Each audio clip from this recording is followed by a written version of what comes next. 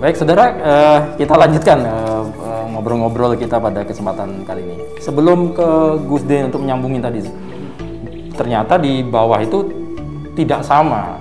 Boleh dikatakan satu permasalahan bisa Satgasnya memberlakukan 2 atau 3 opsi. Gitu ya. Tapi sebelum ke sana, saya ke Bli Jun dulu. Bli Jun, bagaimana pandangan Bli Jun? Evaluasi lah, kita itu udah jalan setahun ini, tidak terasa, tapi ternyata memang sangat berat. Kita diskusi dengan teman-teman pelaku usaha, musisi, event, semua mengeluh. Kalau melihat apa poin-poin yang bisa pembelajaran apa yang bisa kita ambil dari setahun ini, kemudian akhirnya tercetus Bali harus kembali, ini yang harus kita lakukan supaya Bali kembali. Silakan. Ya kebetulan di awal saya kan memang ketua di Musisi Bali Peduli. Sebelum saya masuk di Bali Kembali ini. Jadi seperti Gus D di depan tadi, setiap ada bencana alam dan lain sebagainya, kami bikin ngamen massal dan lain sebagainya. Dananya kita aplikasikan untuk membantu teman-teman yang terdampak gitu. Kebetulan sekarang juga kami terdampak juga nih musisi-musisi ini. Jadi semua kehilangan job, termasuk saya juga gitu. Biasanya setahun ada aja, kalau nggak ganti gitar ya krunya nambah fee kayak gitu. Sekarang tugas musisi itu kan ngumpulin orang banyak, sementara pemerintah menyarankan untuk tidak berkumpul. Jadi amat sangat susah. Nah, dengan bergabungnya saya di Bali Kembali, banyak hal-hal yang tidak saya ketahui. Jadi apa yang saya dapatkan di Bali Kembali, saya bisa kasih tahu juga ke teman-teman musisi apa yang harus mereka lakukan. Sementara konser-konser tidak boleh gitu, bar-bar tutup, sementara para musisi harus itu main job ya, kerjaan mereka, Mas. Jadi kita nggak bisa ngelawan aturan pemerintah juga kan. Nah, amat sangat terdampak lah musisi. Jadi bukan musisi aja loh, seniman, semua seniman. Semua seniman Bali. Baik. Akhirnya ada kesadaran apa nih? Akhirnya kok oke lah, kita harus kembali, Bali harus kembali gitu kan. Akhirnya apa peran dari teman-teman di seniman? Ya kita lebih ke membless bahwa disiplin itu penting. Gitu. Jadi mencuci tangan, aturan-aturan yang kita bikin, dan sebagai musisi kita harus punya main job yang lain, bukan hanya bermusik aja gitu. Di samping juga masyarakat perlu hiburan. Nah, musisi kalau udah terdampak nih, kan mereka kan main mood, Mas ya. Kalau moodnya nggak bagus, nggak bisa bikin karya. Apalagi 1 tahun belakangan ini.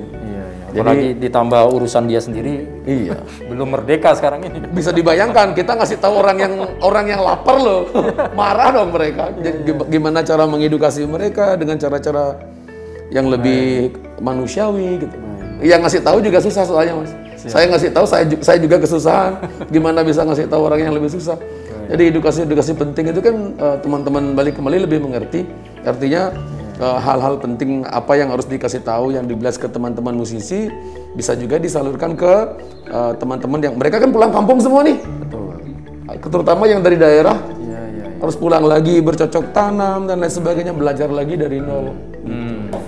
Baik. Wah, ini menarik ya. Nah, itu kembali tadi ya. Nanti nggak tahu Gus D boleh, Bli Dewanto juga boleh menyikapi. Nah, sekarang kan salah satu tadi gerakan ini adalah yang pertama adalah melakukan boleh dikatakan sosialisasi, edukasi, protokol kesehatan gitu kepada masyarakat ya, karena meyakini sekarang ini protokol kesehatan yang harus kita ketat lakukan itu dengan baik dan benar itu ini salah satu alternatif supaya kita bisa kembali bisa menekan boleh dikatakan menekan kasus ini, karena kalau tetap tinggi pasti PPKM jalan terus kan gitu. Kalau kasus tinggi pasti pengetatan akan dilakukan. Sekarang kan tugas kita bersama adalah menurunkan itu. Nah, tadi ada case misalnya, ada kebijakan atau ada peraturan yang ternyata sampai di bawah itu tidak sama. Entah persepsinya petugasnya yang menyampaikan atau persepsi dari masyarakat yang juga yang harus diatur dalam tanda kutip.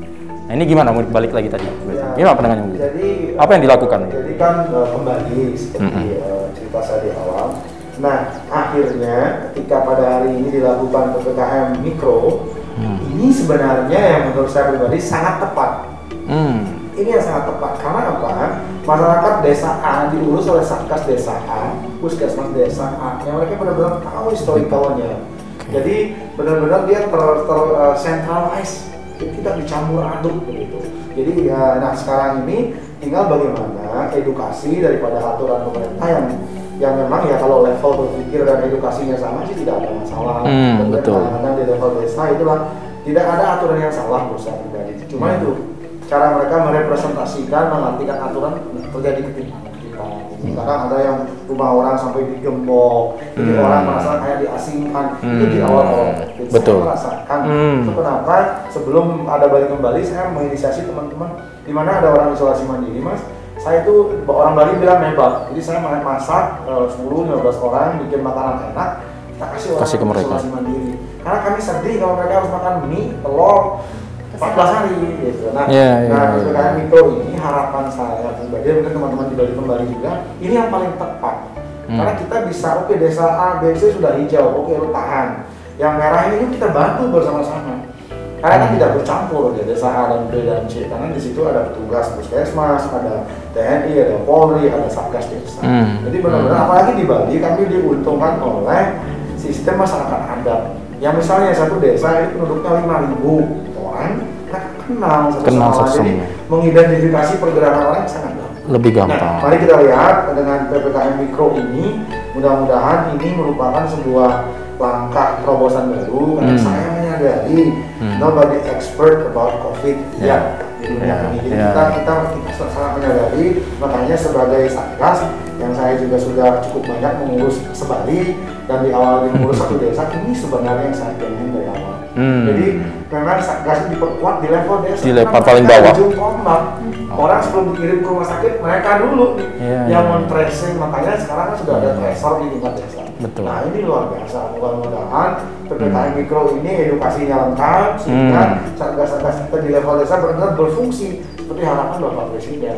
Biar enggak seperti keluhan dia lagi, ini PPKM ini nih, ini enggak efektif nih. Nah ini harapan saya, benar-benar saya berharap dari PPKM Mikro ini, this is the point gitu. Oke, baik. Nah, Bli Dewandra, kan kita mulai dari November ya, November.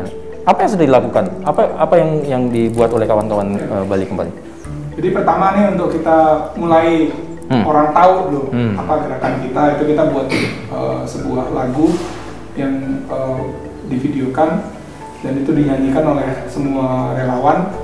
Yang mana kita memang awalnya itu kita tidak beratkan kepada selebriti, orang-orang yang berpengaruh di Bali, sehingga itu lebih mudah orang untuk bisa lihat ya, ada apa nih gitu tuh. Lebih attentionnya lebih tinggi lah, ada perhatian di sana. Jadi attraction, jadi lebih atraktif ya. Nah di sana setelah itu, terus kita kan sudah punya nih, begitu kita sudah tanggal 15 kemarin kita sudah dikukuhkan ataupun dideklarasikan. Nah itu terus kita mulai dengan swab gratis yang ada dari BNPB, kita tracing itu sampai akhir Desember kita lakukan. Nah setelah 31 Desember kita melihat sembari berjalan juga kita mulai menyasar, karena kita tahu nih ekonomi di Bali sangat terpuruk dan satu-satunya yang masih ada harapan adalah dari UMKM. Teman-teman yang terdampak kita harapkan mereka bisa hidup dari mereka mulai berusaha, yaitu usaha mikro, kecil, menengah ya otomatis. Nah di sanalah kita kebetulan ada beberapa teman-teman kita yang juga memang simbol-simbolnya UMKM gitu, seperti ada Nilo Jelantik, di sana ada Tini Gordel.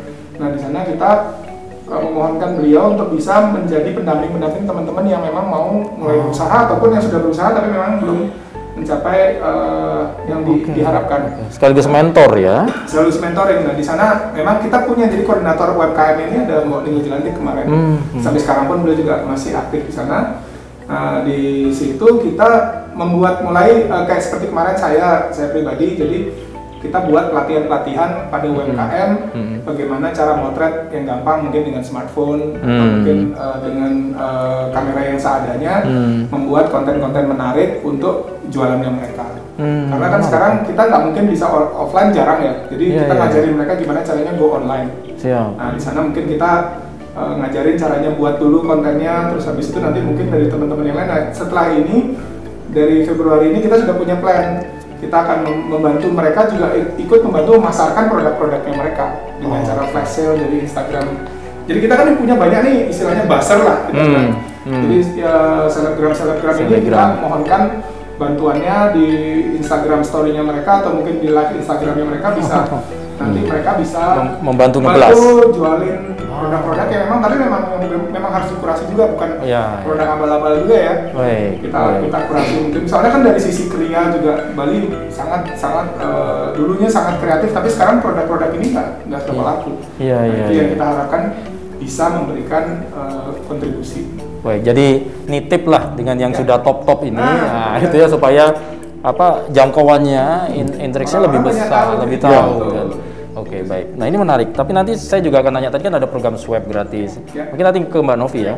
Kalau bisa ceritain kemarin swabnya kemana, ke berapa orang kemarin itu ya. Baik. Saudara jangan kemana-mana, kita nanti akan lanjutkan lagi bersama dengan Bali Kembali. Jangan kemana-mana.